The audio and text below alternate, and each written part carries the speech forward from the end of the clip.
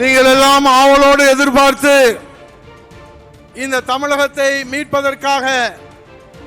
இன்றைக்கு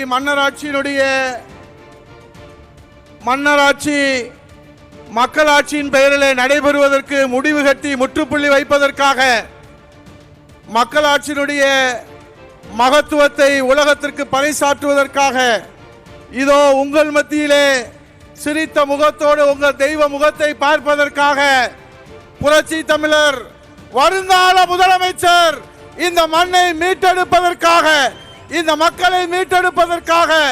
இந்த தாய் தமிழகத்தை மீட்டெடுப்பதற்காக, மொழியை மீட்டெடுப்பதற்காக,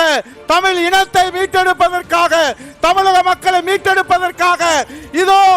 தாய் தமிழ்நாட்டின் தலைமகன் புரட்சி தமிழர் ஐயா எடப்பாடியார் எழுச்சி